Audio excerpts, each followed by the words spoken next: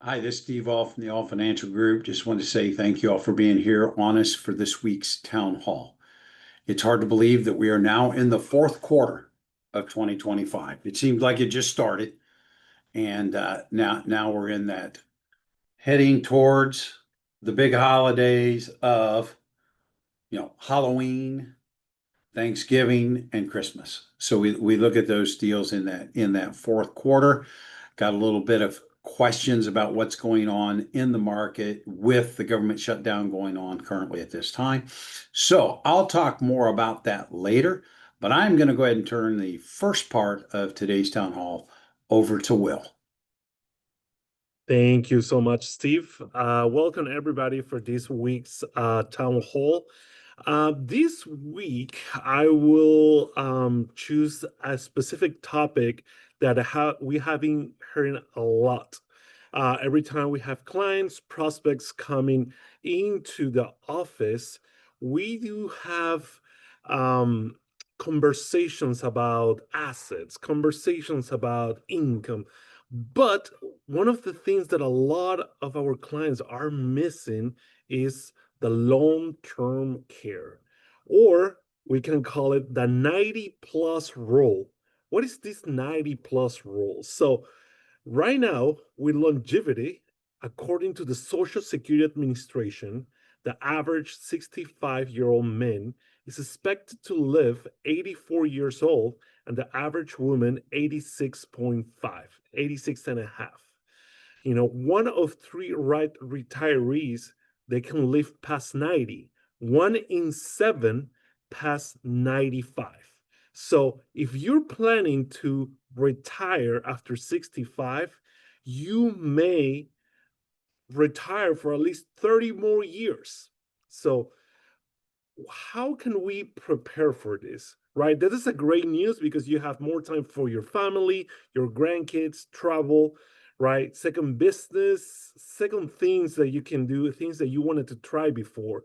But one of the issues right now with inflation and things going on around the economy is like, how can we make the money last? So we talk about some challenges, right? If you actually, we put an example, this is something that we bring into, we call it the second appointment analysis for more of some of our prospects, right? We have the 4% rule. So you do have your own assets, right? And the 4% is you take 4% every year, and you want to make sure that that year your assets grow 4%, the next year grow 4% plus inflation. So you keep your assets value through the years, but you are taking 4% every year. But what happens if you or your spouse live more than 95? Sometimes that money could not last, right? So what are these strategies? Right now, we're looking that longevity is something that we have to take in consideration. So we need to plan for at least 30 years. So we do run different scenarios for our clients. So it used to be, not us, right? Because we are prepared. We used to be, and we saw before that they're just running the scenarios until 85. We can't do that anymore. So we run it to 95 or 100. So something that David and myself, we always say, we want to underestimate returns and we want to overestimate expenses. That give us a great way, a great plan to see if the money is going to last. But one of the things that is really, really important too is your expenses. That's probably the most important number because we can see, according to your expenses, how your money can last you more time. Layer your income. We have Social Security, we have pensions, right? But remember, there's also another tools that you utilize right in the market that it could be annuities, right? One of the things that annuities is like we take a specific amount of money that make us last for income, right? We're trying to take care of our bills, making sure that we utilize a specific or small amount of money and leaving our assets to grow through the time. Plan for health care and long-term care. This is probably the most important one, because right now, with all these changes, healthcare is getting more expensive. Long-term care is getting more expensive. But guess what? Long-term care is not like it used to be, that you just have to pay the premium. You have to just pay. If you don't use it, it will be really expensive. If you actually use it, it will be cheap for you. There's other type of solutions for you related with annuities, long-term care related with life insurance. It's something that at this time is good for you to speak with us, speak with your advisor. If your advisor provides those type of solutions, to see how can that help you later, right? It's something that we are not putting into the picture, that we have to. Right now, we're looking that our clients are going over 80, over 90 years old. So something that you have to look into it. Be tax smart. Is that something that Steve actually talks a lot in the seminars, right? My kids get what they get. I don't want to be tax efficient. Yeah, I don't care. But Steve always says, will you rather leave money to the IRS, or you rather leave money to your kids? So let's be tax smart. Let's be able to plan, to be able to try to let your money last, but also plan for legacy. Keep your estate and legacy plan updated. So again, we always try to talk to our prospects, our clients. If you have legal documents related with trusts, wills, power of attorneys, right? 3 to 5 years, you need to be reviewing it every single time, because law changes, things changes, and things in your life changes. So every 3 to 5 years, review your legal documents, making sure they're up to date. So we are trying to make sure that we change this mindset, right? We trying to make sure we utilize the right tool for the right job. So be able to bring this into the conversation to our advisors, to us, to your kids, and plan for the future. So we want to make sure you keep your lifestyle, and you don't have to cut your expenses or cut your lifestyle to survive. So this was my topic of this week. We call it 9+ rule. It's something that a lot of people are thinking about. We are taking that in consideration for our clients. So anytime, please let us know. We will talk about it. So thank you so much. Thank you, Will. Appreciate it. Long-term care, it's that question. Everybody has a long-term care plan. And I know a lot of people say, I don't have one. And I go, yeah, you do. Let's circle the asset you will sell if you or your spouse has to go into a long-term care facility. Some choose to self-insure, but are there other options? Yes. Please, let's talk about those other options now versus later. So go from there. I'm going to go off in a slightly different direction. Like I said, I always love it on these town halls when I can come in and we have market highs again. But I get the questions around that is, Steve, where's this going? The Magnificent Seven and AI are driving the markets. And I will say, yes, they are.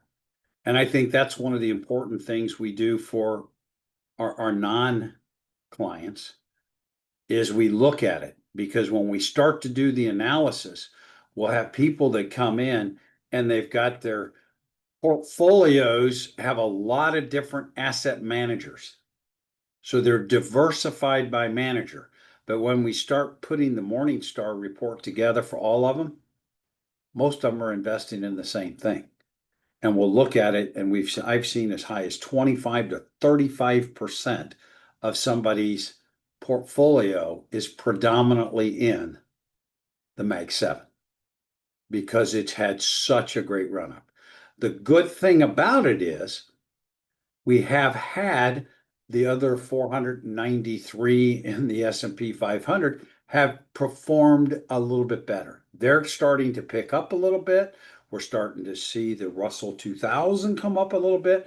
So it's expanding, but we might drop down in some of those areas. So different people will come in and say, Steve, I've had a pretty good year this year, What should I do?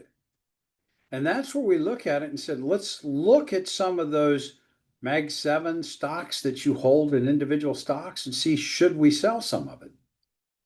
And I was like, well, I don't want to sell all that. I said, we didn't say sell all of it. We want to look at it. If you bought it over time, we could sell it by lot. We could look at it and say that stuff that's got a lot of capital gains in it, let's hold that. Something that you bought a little bit later, you might have less capital gains in it. Because I always want to remind people about that law that we try to follow. And what is it? The best way is to buy low and sell high. Because usually when we talk to somebody, if we're raising funds, well, let's sell this stock because it's not doing very good. Let's hold on to the one that might have been run up. And that's where we look at it. If it's in an IRA account, it's all taxed exactly the same. If it's traditional, all the money you take out is taxable. If it's in a Roth, none of it is. And then we look at those money, that money's in that non-qualified or after-tax accounts. The only thing good is if you are a Missouri resident, the state of Missouri removed the taxation on long-term capital gains for Missouri state purposes. You still have it for federal purposes. Is it long-term or is it short-term? A lot of people say, Steve, what's the difference? Short-term is anything that's been held for under 1 year. So if you've held it for more than a year, it's considered a long-term. Long-term gains, long-term losses. And the other reason why we do look at tax returns is those people that have those capital loss carry forwards. They've taken a loss in the past and now they can only write off up to the gains that they have for the current year plus $3,000. So they might still have more capital loss carry forwards on that tax return. So those are the things that we want to look at when we start to look at raising money. We have the most complex tax system in the world, and a dollar of income is not taxed exactly the same. Depends on where the dollar comes from. Is it coming from an IRA, a Roth IRA? Is it coming from my trust account? Did I get it from Social Security? What about my pension? So we have to look at all of those things when we start to look at building income streams for people. And that's probably the one that most people look at. How are you going to replace my paycheck? Now, that's just one of the pillars of financial planning. What are the other ones? Risk reward. Give me the best return I can get with the least amount of risk possible. Clients are all different. Some are 8s and 9s on a scale of 1 to 10, and they're okay. But we've got 1s, 2s, and 3s also that say, hey, I'm not willing to take the risk. And that's the thing that I think we can bring to the table. We can match portfolios to your risk tolerance. And I think that's the important thing when we start looking just at returns. Will touched on it. Are you prepared if there's a long-term care exposure? That's one of the pillars. I like to talk about taxes. I know you guys never hear me talk about it on these things, but I like to talk about taxes because, like Will said, I believe leaving the assets to your children is more important than leaving the assets to the IRS. So continuing to look at that on a regular basis, especially when we have years like we've had for the last couple of years with pretty good returns from the market. But I also want to look at it is you can take some of that money off the table. Some of that money off the table so that it reduces your exposure. And that's what the quote static model does. It says when markets get too high, what happens a lot of times? They drop. And if you did not rebalance, you've taken more risk than you should have. And then we look at it the opposite side. When markets are down, you might not be fully in equities anymore. and then you miss some of the rise when it comes up. And that's why we believe that balancing a portfolio and rebalancing a portfolio is a very important thing to do. But all of your accounts don't have to be the exact same thing. So if you have any questions about long-term care, where am I at on this risk reward scale? As I said, we do the reviews with most of you all, so you've got an idea on the reviews of where you're at.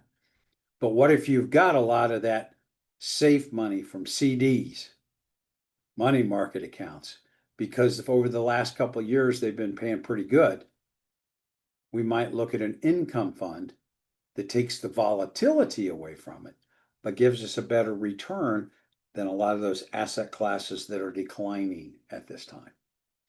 So if you're in any of those categories, you know somebody that's in any of those categories, please introduce us to them. We'd love to meet them.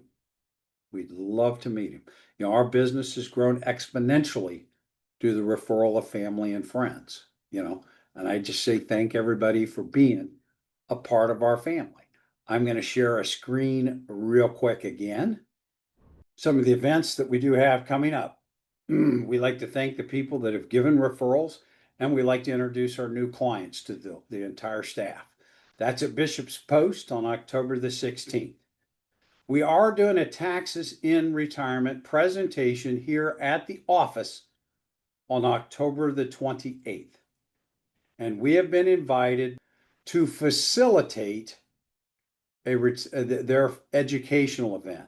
That will be at Sunset Hills. If you'd have an interest in attending any of those or know somebody that might, please give the office a call and we'll make sure that you've got a reservation. For all these things, you do need reservations. And again, I would like to thank everybody for attending. You know, we appreciate you being here live. We appreciate those that are going to listen to it later. So at that time, again, I just want to say thank you for being a part of our family.